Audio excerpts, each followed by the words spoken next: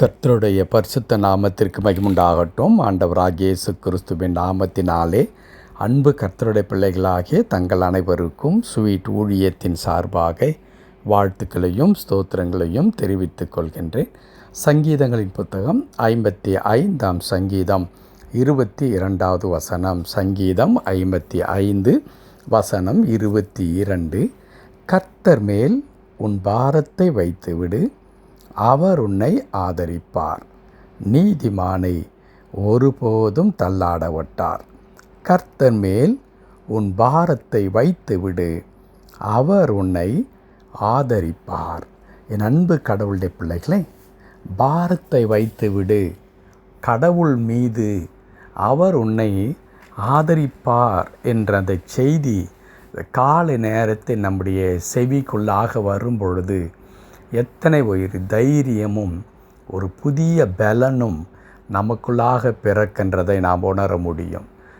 நம்முடைய கடவுள் நம்முடைய பாரத்தை தன் மீது ஏற்றுக்கொண்டு நமக்கு விடுதலையை, ஆறுதலை, சமாதானத்தை தருகின்ற ஆண்டவராக இருக்கின்றார். எல்லா சூழ்நிலைகளிலும் நமக்கு கவலைகளும் வேதனைகளும் நம்மை நெருக்கி ஏவும் பொழுது நமக்கு ஒரு ரிலீஃப் வேண்டும், ஒரு ஆறுதல் வேண்டும், அல்லது ஒரு விடுதலை வேண்டும். என்னுடைய பிரச்சனையெல்லாம் தீர்வதற்கு ஒரு வழி பிறக்க வேண்டும். என்ன செய்வதென்று தெரியாமல் திகைத்து கொண்டிருக்கிறோம் என்று நம்முடைய குடும்பத்தின் காரியங்களையும், நம்முடைய சந்ததியின் காரியங்களையும், நம்முடைய எதிர்காலத்தையும் குறித்து நினைக்கும் பொழுது அப்படிப்பட்டதான ஒரு பயம் நிறைந்ததான கவலை நம்மை சூழ்ந்து கொள்ளுகிறதை நாம் பார்க்கின்றோம். அப்படிப்பட்ட நிலையில் கடவுள் நம் பட்சத்தில் இருக்கின்றவராக அவர் சொல்லித்தருகிற ஒரு அற்புதமான ஒரு வார்த்தை என்னவென்றால், உங்களுடைய கவலைகளை என் மீது நீங்கள் வைத்து விடுங்கள், நான் உங்களை ஆதரிப்பேன் என்று ஆண்டவர் சொல்லித் தருகின்றார். இது தாவீது தன்னுடைய அனுபவத்திலிருந்து பேசுகிற வார்த்தை என்பது நமக்கு நன்றாக தெரியும். ஏனென்றால் தாவீதினுடைய வாழ்க்கை முழுவதும் அத்தனை போராட்டங்களுக்குள்ளாகவும் அத்தனை பிரச்சனைகளுக்குள்ளாகவும் இருந்த ஒரு வாழ்க்கை என்பது நன்றாக தெரியும். ஆனால் அவை எல்லாவற்றிலே இருந்து தாவீது விடுவிக்கப்படுகின்றார். தாவீது ஆசீர்வதிக்கப்படுகின்றார். தாவீது உயர்த்தப்படுகின்றார். தாவீது இந்த உலகத்தில் ஒரு பரிபூரணமான வாழ்க்கையை வாழ்ந்து முடிக்கின்றார். அந்த அடிப்படையிலே தான் தாவீது சொல்லுகிறார், கர்த்தர் மேல் உன் பாரத்தை வைத்து விடு, அவர் உன்னை ஆதரிப்பார். ஏனென்றால் என் வாழ்க்கையில் என்னுடைய கவலைகள், என்னுடைய பயங்கள், என்னுடைய தேவைகள் எல்லாவற்றையும் குறித்து ஒரு நம்பிக்கையற்றவனாக நான் இருந்தேன்.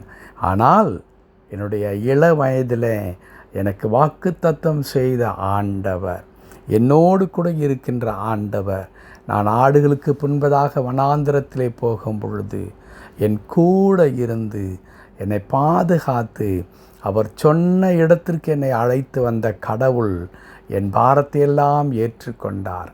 என்னுடைய சத்துருக்கள் கையிலிருந்து எனக்கு விடுதலையை கொடுத்தார். அவர் எந்த சூழ்நிலையிலும் என் மீது கடவுள் வைத்திருந்த அவருடைய திட்டத்தை மாற்றிக்கொள்ளவே இல்லை.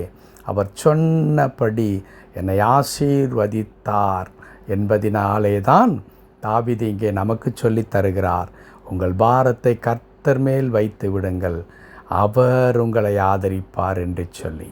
என் அன்பு கடவுளுடைய பிள்ளைகளை, இந்த காலை நேரத்தில் நம்முடைய பாரங்கள் பல நேரங்களிலே சுமக்க முடியாத பாரமாக அது இருக்கிறது.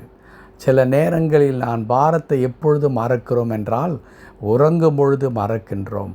விழிக்கும் பொழுது அந்த பாரமும் கவலையும் நம்மோடு கூட விழித்து கொள்ளுகின்றது. அதிலே இருந்து நாம் தூக்கி சுமக்கிறவர்களாகவே இருந்து கொண்டிருக்கின்றோம்.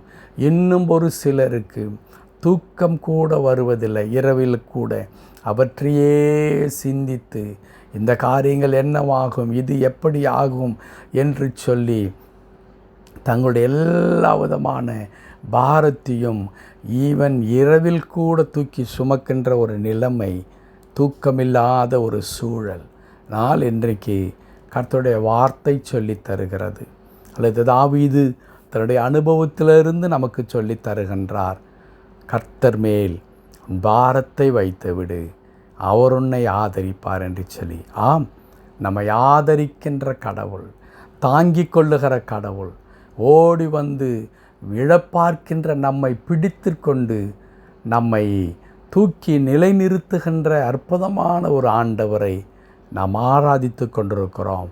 அது அற்புதமான ஆண்டவர் நம்முடைய அடைக்கலமானவராக இருக்கின்றார்.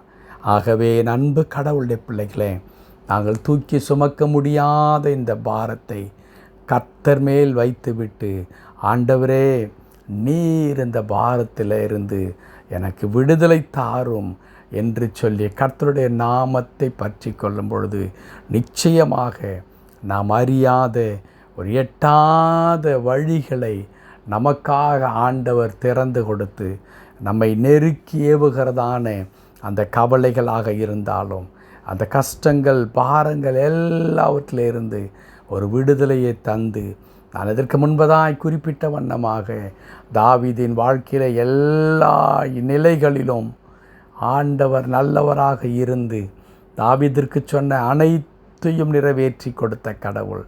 ஏன் அவருடைய குமாரனாகிய சாலமோன் சாட்சியாக சொல்லுகிறார் அல்லவா, என் தகப்பனுக்கு என்னுடைய ஆண்டவர் தம்முடைய வாயினால் சொன்னதை தம்முடைய கரத்தினால் நிறைவேற்றினார் என்று சொன்னார் அல்லவா.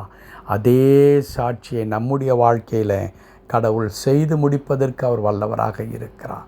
அவர் நம்ப பண்ணின வார்த்தைகளை நமக்காக நினைவு கூர்ந்து இன்றைக்கு நம்மை சின்னாபின்னமாக்கி கொண்டிருக்கிற எல்லா கவலைகளையும் நீக்கி ஒரு சமாதானமான, ஒரு நிம்மதியான ஒரு வாழ்க்கையை ஆண்டவர் கொடுக்க முடியும். ஆகவே தான் இன்றைக்கு சொல்லுவோம், ஆண்டவரே உம்மீது என் பாரத்தை வைத்து விடுகிறேன், நீர் எங்களை பொறுப்பெடுத்து கொள்ளும் சாமி என்று சொல்லி ஜெபிக்கலாமா? கிருபை நிறைந்த நல்ல ஆண்டவரே, உமக்கு நன்றி செலுத்துகிறோம், நாங்கள் துதிக்கிறோம் ஐயா. ஆண்டவரே, இந்த அற்புதமான வேத வார்த்தைக்காய் தோத்துறோம். என் ஆண்டவர் எங்களை தாங்கிக் கொள்ளுகின்ற கடவுள், எங்களை ஆதரிக்கின்ற கடவுள். எங்களுடைய பாரங்கள், எங்களுடைய கவலைகள் எல்லாவற்றையும் தேவரீர் தாமே ஏற்றுக்கொண்டு எங்களை சமாதானத்தோடு கூட இந்த உலகத்தில் வாழும்படிக்கு எல்லா விதமான கஷ்டங்களுக்கும் பிரச்சனைகளுக்கும் நீர் தீர்வை உண்டாக்கி தருகிறவராயிருக்கிறீர். ஆமாப்பா, அடி என்னோட இணைந்து ஜெபிக்கிற அன்பு கடவுளுடைய பிள்ளைகள் ஒவ்வொருவரை நீர் கண்ணோக்கி பாரும். தம்முடைய பிள்ளைகளுடைய இருதயத்தை ஆண்டவரை அழுத்தி கொண்டிருக்கிறதான ஆண்டவரை ஒவ்வொரு பிரச்சனையிலே இருந்து தம்முடைய பிள்ளைகளை விடுதலையாக்கி சமாதானத்தையும் ஒரு பிரகாசமான எதிர்காலத்தையும் நீர் கட்டளிடும்படியாக நாங்கள் ஜெபிக்கிறோம். திருக்கரத்தில் தாழ்த்தி அர்ப்பணிக்கின்றோம். பொறுப்படுத்திக் கொள்ளும் மீட்பர் நாமத்தில் பிதாவே. ஆமென், ஆமென்.